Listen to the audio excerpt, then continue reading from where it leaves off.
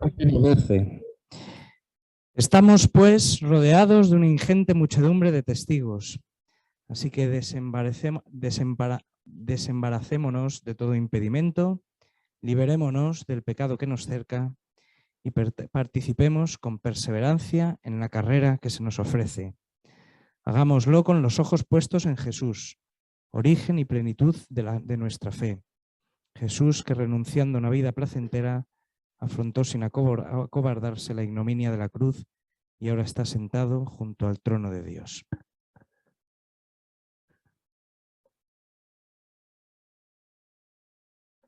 Buenas tardes a todos, los que estáis aquí presencialmente y los que nos seguís online.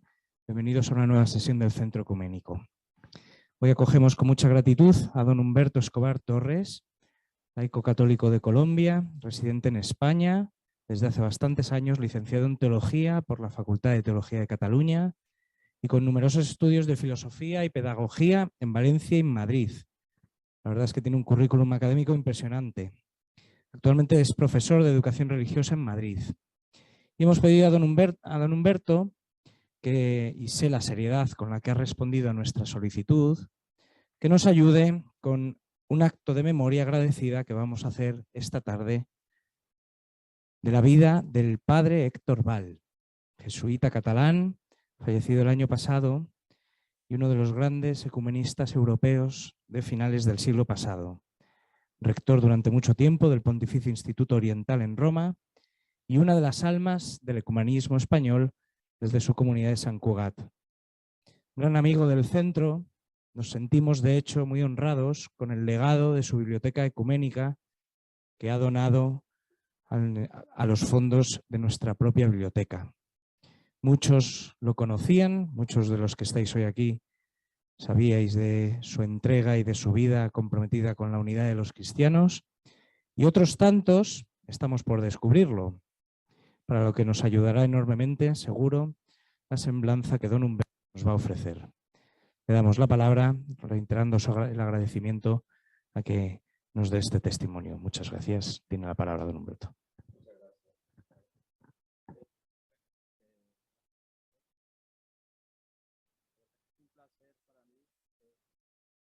Sobre, ¿se me escucha? Sí. Hablar sobre el padre Héctor. Toda la información o todo el contenido que voy a vaciar en esta pequeña charla no tan amena, me he basado en la vivencia que he tenido con el padre Héctor, en esas pequeñas conversaciones y sobre todo en este libro y en una pequeña charla, llamémoslo así, ¿no?, que tuve con el padre Josep María Benítez. El padre Josep María Benítez fue su compañero durante mucho tiempo.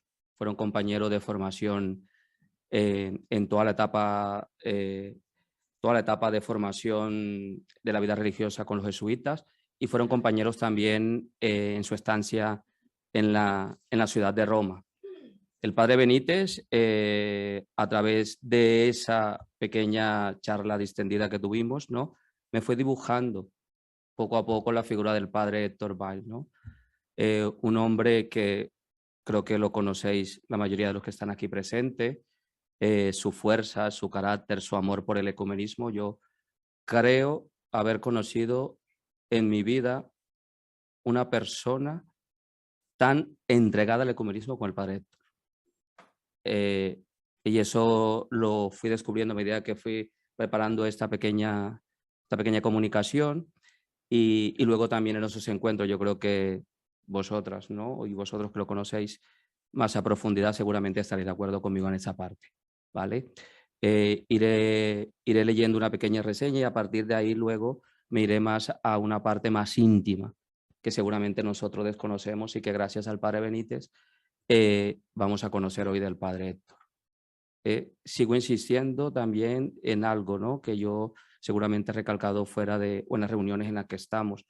Yo creo que estos reconocimientos se tienen que hacer en vida. Yo creo que no hay que esperar que personas que han dado tanto a la Iglesia, en este caso, la parte del ecumenismo, pues yo creo que sería bueno que el reconocimiento no se lo diéramos después de muertos, sino en vida. Porque, insisto, ¿no?, el padre Héctor fue una persona que amaba creía en el ecumenismo. Era algo que él, y yo creo que en eso María José, que lo conoce más de cerca y más en la línea histórica, creo que estará de acuerdo conmigo en eso. Héctor era un hombre que amaba el ecumenismo y lo defendía, ¿vale? Entonces, permitidme que os lea una pequeña reseña, ¿no? Y luego trataré de hacer más fuerza en los puntos más claves desde mi punto de vista. El padre Val tenía 85 años cuando murió.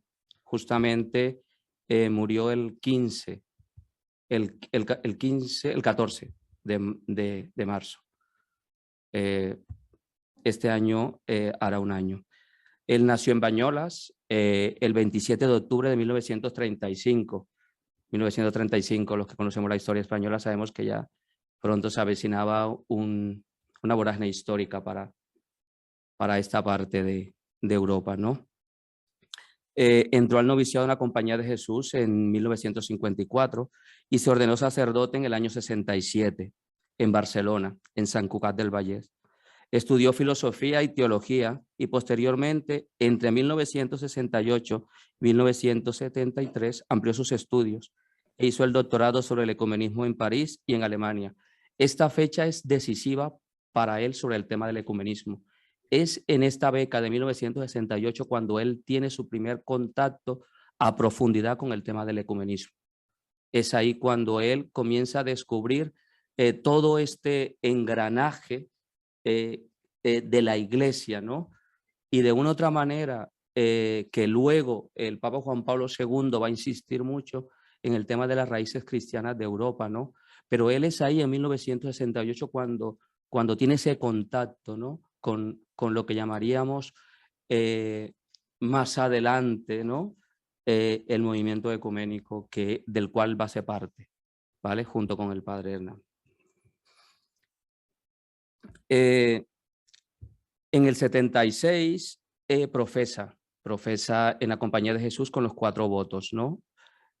A partir de ese momento, durante 25 años, trabajó en toda Cataluña, ¿no? Como profesor de teología dogmática y ecumenismo, ocupando en esta etapa varios cargos en el ámbito académico. Fue, por ejemplo, miembro del Consejo de la Facultad de Teología de Barcelona y director del Instituto de Teología Fundamental de Sant Cugat, así como consultor de la Comisión Episcopal Nacional de Ecumenismo, tareas académicas que combinó con actividad pastoral, colaborando en el Fórum de Verges en la Delegación Diocesana de la Pastoral Universitaria.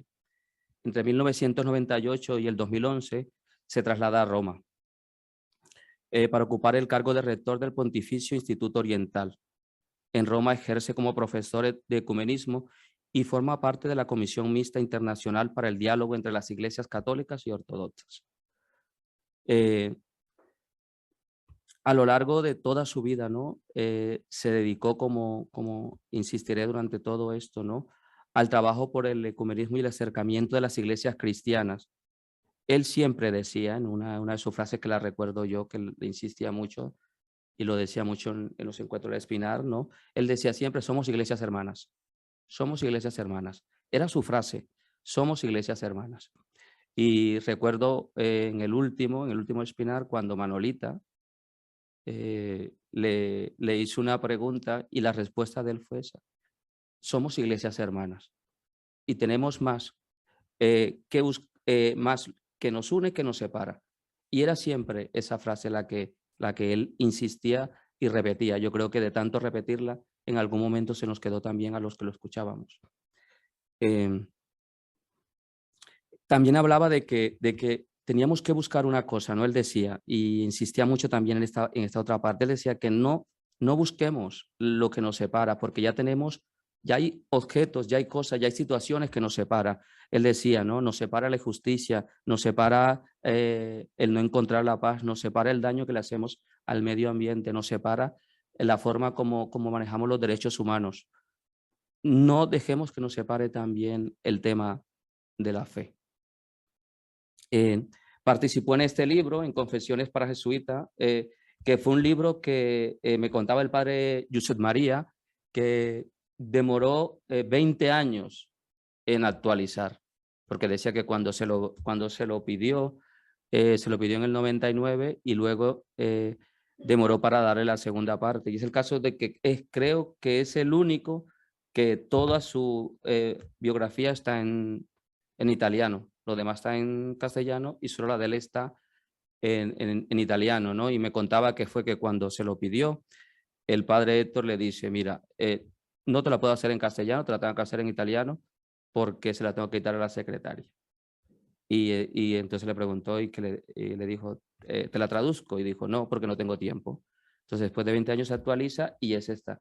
El padre Benítez dice en su pequeña entrevista o en su pequeña reunión que tuvimos, decía que este libro, Confesiones para Jesuitas, es un libro que seguramente ha sido incomprendido o no entendido, pero él lo que quiere aquí mostrar no es otra cosa que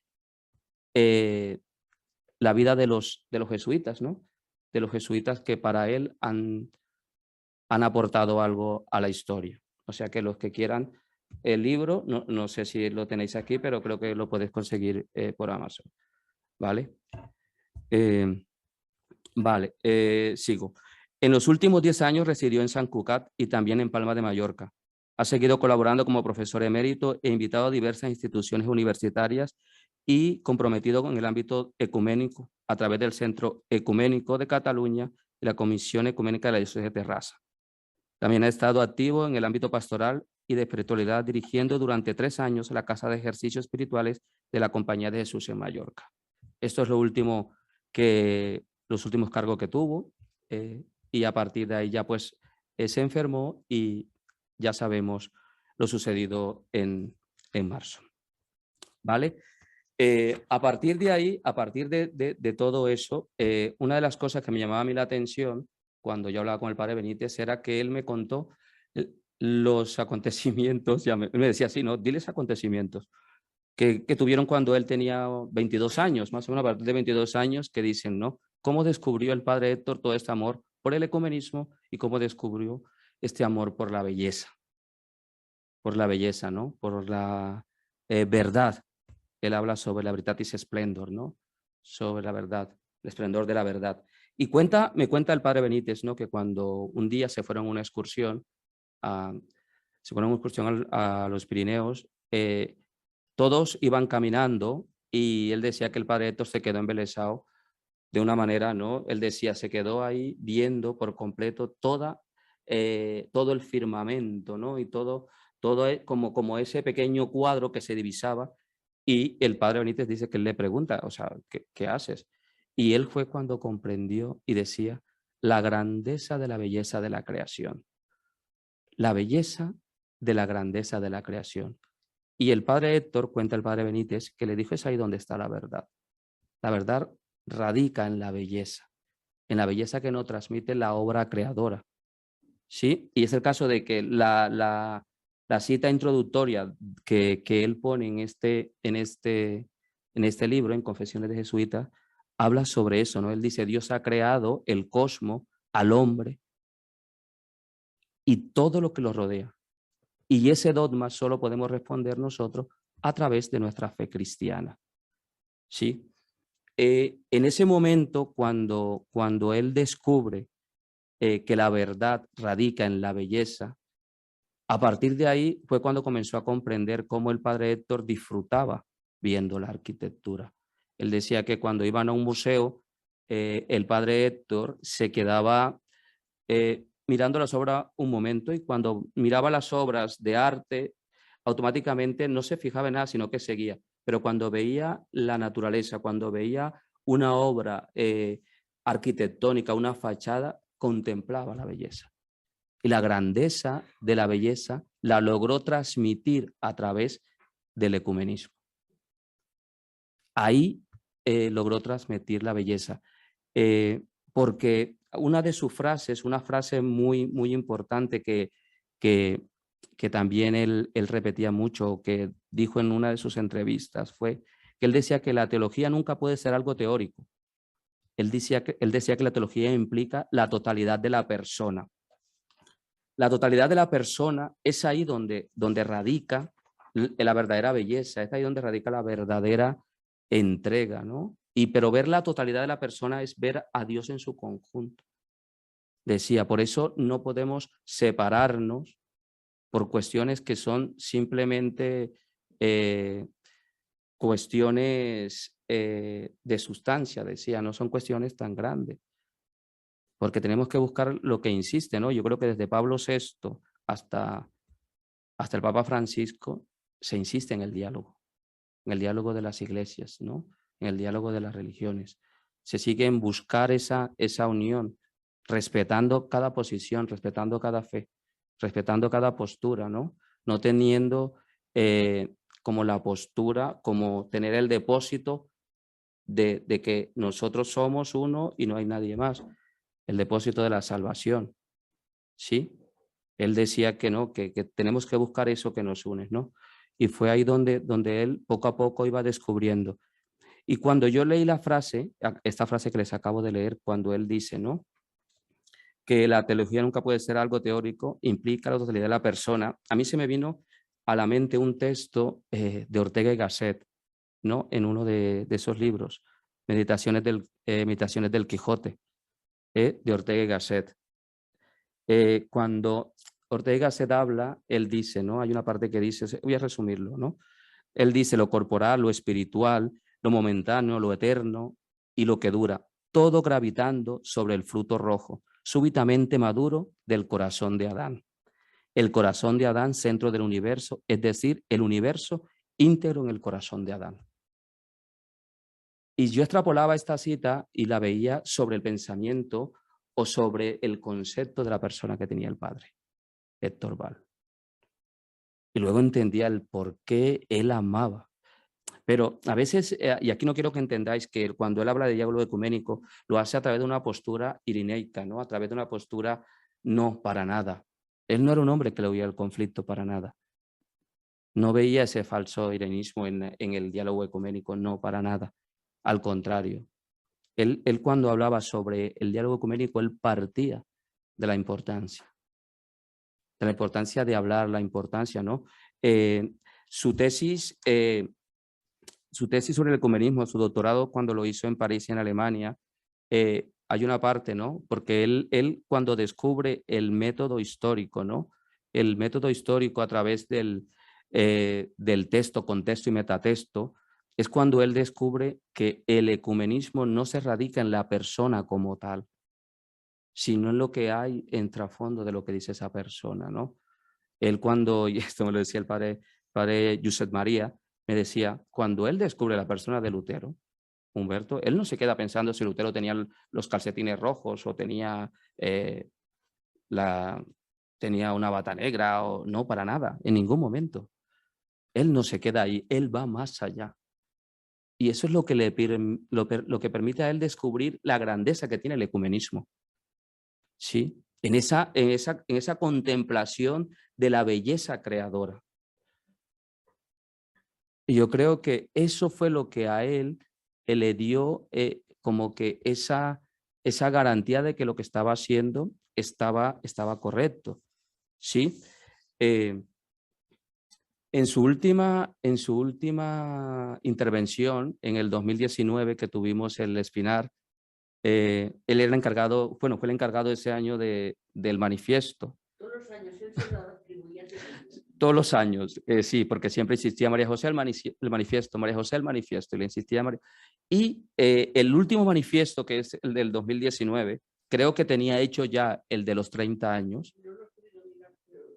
Creo que ya tenía hecho el de los 30 años. Y en el manifiesto del 2019, que el tema que se dio para ese año el Espinar fue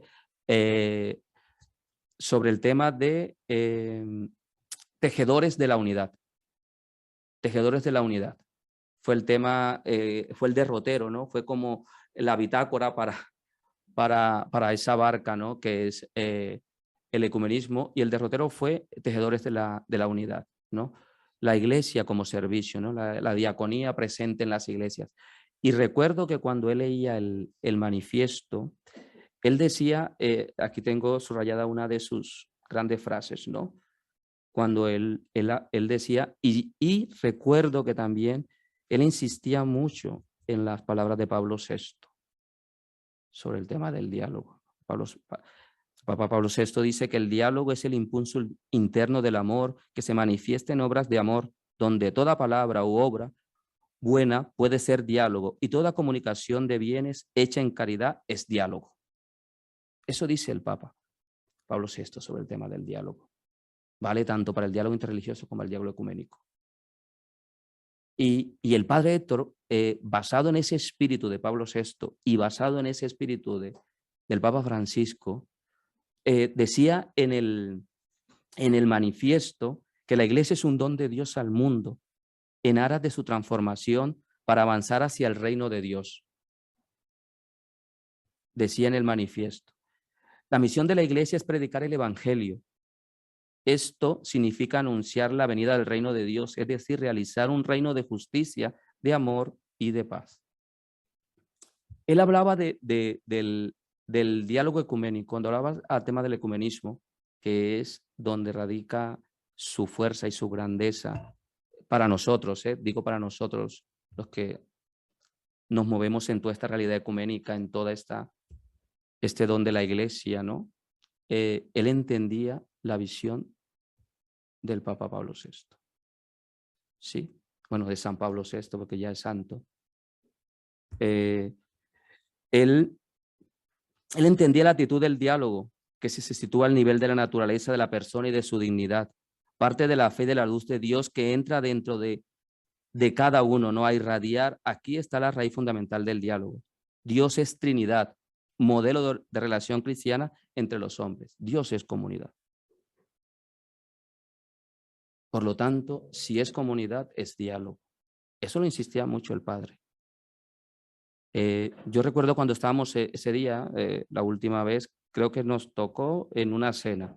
Estábamos juntos y hablamos sobre el tema de la dinámica. La dinámica de esa noche fue el tema de construir La dinámica consistía, los que fueron al Espinar os acordaréis, que era pasar una madeja y ir construyendo una especie de red.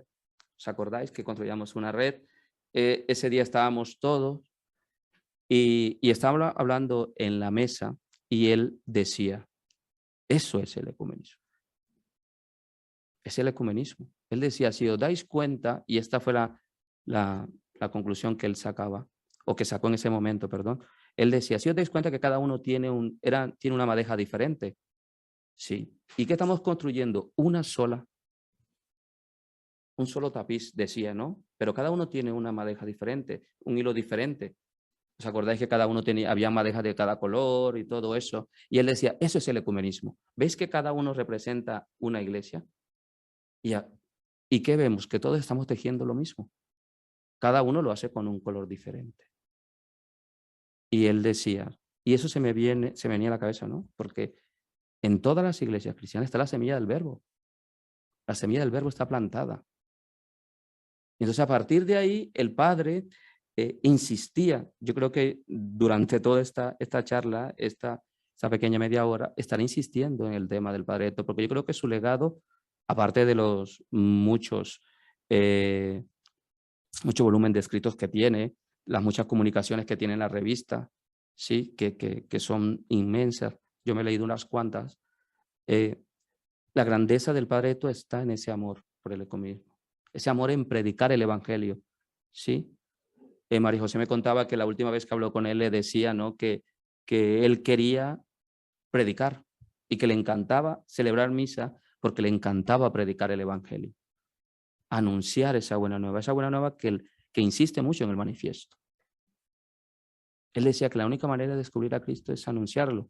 Cuando hablaba con el padre Benito me decía algo, ¿no? Él decía que cuando él tenía 22 años, que fue cuando, más o menos en el 57, llegaron un momento en que comenzaron a discutir, bueno, a discutir seguramente, a dialogar entre ellos, y decía que el padre Héctor, a los 22 años, decía que no se puede distinguir entre fe católica y religión. Él no decía fe cristiana y religión cristiana. Él decía que era lo mismo. Pero luego, a medida que el tiempo fue pasando, fue descubriendo la importancia que tenía, si era lo mismo o no era lo mismo. Pero eso lo encontró cuando descubrió su encuentro con el ecumenismo. Que la fe en Cristo no es depósito de ninguna iglesia, que son muchas iglesias que conforman esa barca en la cual navega el ecumenismo. Otra de las cosas que insistía el padre, él decía que el diálogo es una exigencia de la fe. Es una exigencia de la fe. Solo por fe podemos dialogar. Si no tenemos fe, es difícil que encontremos un diálogo. Es difícil y eso lo encontramos si nosotros leemos todos los documentos de la iglesia, nos daremos cuenta que para poder dialogar se necesita fe. Si no hay fe, no entraremos en un diálogo. Él insistía mucho. Él era un hombre que respetaba mucho la doctrina de la iglesia. Era un hombre que creía en su iglesia católica. Era un hombre que creía mucho en la doctrina. Algo que también creía mucho también y lo citaba con mucha fuerza era su espiritualidad ignaciana. La espiritualidad ignaciana se irradiaba en su manera de hablar y en su manera de predicar, en su manera de actuar, ¿no? Y era caso que se entregaba por completo, ¿no? Y hacía suya las palabras de San Ignacio, ¿no? Toma, Señor, y recibe toda mi libertad, mi memoria, mi entendimiento y toda mi voluntad. Todo es tuyo, dispone de ello según tu voluntad. Dame tu amor y tu gracia, que eso me basta. Esas palabras de San Ignacio, él las repetía. Y yo creo que toda su grandeza también estuvo en que él estuvo montado sobre los hombros de San Ignacio. Es el caso que él cuenta que una de sus grandes fuerzas fue cuando hizo los ejercicios ignacianos. Él descubrió la fuerza para poder emprender un camino que no era fácil. Sabéis que el ecumenismo no ha sido fácil el camino. Ahora seguramente hablamos con más fuerza, hablamos con más libertad, pero en sus comienzos costó. Así como sigue costando también el diálogo interreligioso, también pero la fuerza está ahí, ¿no? El diálogo es amor. Y eso el padre insistía, ¿no? Hay una parte que también recalca mucho en el manifiesto cuando él dice, ¿no? Dice que la misión de evangelizar hoy es muy difícil por los contextos en los cuales estamos viviendo, ¿no? Hay un contexto plurireligioso, un contexto pluricultural, donde la dominación es el dinero, ¿no? Él dice que amenaza la credibilidad del evangelio. Insistía mucho en eso, sobre todo decía a todas las iglesias que estaban ahí representadas. Él decía, ¿no? La diaconía y el servicio ecuménico tiene que estar fuera de todo esto. Y tenemos que insistir en que la única manera de poder llegar es descubriendo esos. Él los llamó, recuerdo que les puso un nombre, ¿no? Él decía, el término fue monstruo, ¿no? Pero no, ahora es que no recuerdo porque creo que hasta lo dijo en catalán. Dijo esos muros, fue el término que utilizó, esos muros que nos siguen tapando la visibilidad para poder seguir anunciando. Anunciar que la riqueza de la iglesia está ahí, en ese diálogo. Otra de las cosas que también, hablando con el padre Benítez, insistía mucho, es que gracias a su familia, ¿no? Él nació en un entorno católico, no es un católico ni extremista, ni mucho menos fanáticos tampoco, ¿no? Fue una familia católica de su tiempo, que le inculcó el amor también por la Eucaristía. Decía también que era un hombre muy entusiasta, y era verdad, el padre Héctor era un hombre muy entusiasta, los que lo conocimos sabemos que sí. Era un hombre vitalista, era un hombre que amaba la vida. Era un hombre muy entusiasta, le ponía pasión y corazón a lo que hacía. Era un hombre que recuerdo que lo único que nos decía cuando hacíamos las noches temáticas, cuando ya todo el mundo se iba a dormir, decía que ya no, porque estaba muy cansado, pero que si tuviera fuerza se quedaba para estar con nosotros. Y era verdad, era un hombre vitalista, era un hombre que amaba lo que hacía. Sigo insistiendo que estas cosas, yo creo que es bueno que la gente las viva, ¿no? De manera presencial. Porque no solamente el padre Héctor, tenemos mucha gente que sigue trabajando por el ecumenismo en esta iglesia. La nuestra, ¿no? Hablo desde la nuestra, me refiero desde la mía, la católica. ¿no? Y también desde las otras iglesias, que también hay gente que también está dando todo. Las otras confesiones también están dando todo porque el diálogo permanezca, porque el diálogo no se apague. Yo creo que el padre Héctor nos debe enseñar a través de su figura que el entusiasmo se tiene que seguir tiene que seguir permaneciendo. ¿Sí? Yo cuando veía el tema de la belleza y el tema, yo comparaba mucho esa actitud del padre con grandes filósofos, ¿no? Yo admiro mucho uno de los grandes y es a ver si lo tengo por aquí. Sí. Admiro mucho a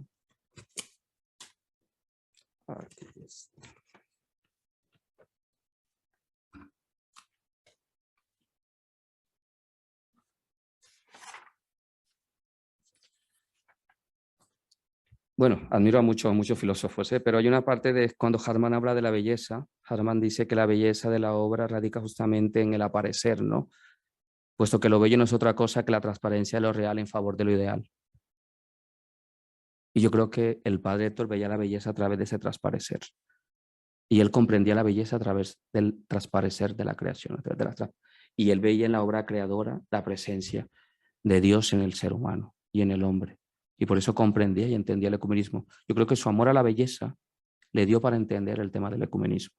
Porque si nosotros no estamos enamorados de la obra creadora de Dios, de su creación, ¿sí? De la naturaleza, si no estamos enamorados de la persona de Jesús, difícilmente vamos a entender el ecumenismo.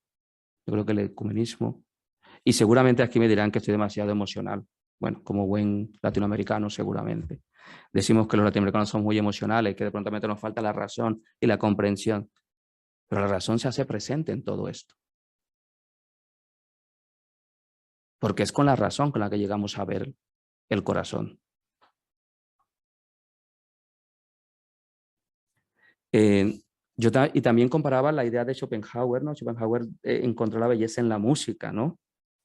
Y Schopenhauer, cuando escuchaba la pieza musical, cuando él escuchaba una pieza musical, él contemplaba, ¿no?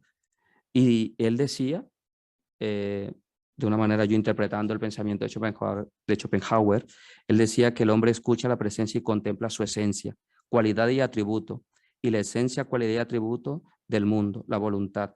La música lo conduce por todos los estados interiores o sentimientos, le yergue, le eleva, le levanta a estáticos y perennes instantes de dicha y plenitud, le sitúa, le coloca e instala en una serenidad pausada, le sume en el sufrimiento o lo precipita a pasiones arrebatadas y transverberantes. Ese era como Schopenhauer entendía la música. Yo creo que cuando yo leía las confesiones de jesuita, cuando escuchaba al padre Josep María, yo entendía cómo contemplaba la belleza del padre Héctor, de esa manera. Él contemplaba la belleza de esa manera y la belleza radicalizaba, la tenía en el diálogo, en el amor por la iglesia. Y si amaba a su iglesia católica, amaba a las otras iglesias. Y ahí estaba la grandeza, ahí radica la grandeza del padre Héctor, ¿sí? Y sabéis que pues aquí me podía yo quedar hablando más del padre Héctor, y seguramente si les pregunto a vosotros y a vosotros que lo conocéis más que yo, sacaremos aquí más y más cosas. Desgraciadamente no celebró los 30 años porque él siempre decía, yo recuerdo que tantas cosas que recuerdo del último Espinar, él decía, nos vemos para los 30 años. Decía, nos vemos para los 30 años, pero los planes nuestros no son los planes de Dios. Y yo creo que, pero su legado va a perdurar siempre. Yo creo que su legado perdurará en todo este movimiento ecuménico, en todas las iglesias ecuménicas, en todo su acervo literario, en todos sus trabajos, en todas todos sus depósitos que ha hecho. Y para terminar, permitidme, como buen profesor de literatura que también soy, utilice aquí una frase que seguramente no tiene a colación, pero que me la vais a entender cuando la explique, ¿no? Hay una frase del Quijote de la Mancha que me encanta, ¿no? En la parte segunda, en el capítulo 5, que dice, ¿no? La mejor salsa del mundo es la del hambre. Y como esta no falta a los pobres, siempre comen con gustos. Yo creo que, extrapolando esta frase a nosotros, nuestra salsa tiene que ser Jesús y nuestra hambre es su gana de conocerlo. Y si nosotros queremos a Jesús, si nosotros amamos a Jesús, amamos también la fuerza que tiene el diálogo ecuménico. Y eso el padre Héctor lo insistía mucho. Así que, de verdad que muchas gracias por haber escuchado. Muchas gracias por recordar, por hacer esta pequeña conferencia para recordar al padre Héctor, por darle seguramente ese espacio, por la grandeza y por el aporte que dio, tanto a través de sus escritos como a través de su presencia, a continuar con este diálogo ecuménico. Así que muchas gracias y bueno, si tenéis algo que decir, María José, que lo conoció más, que combatió con él en esta batalla, Águeda también,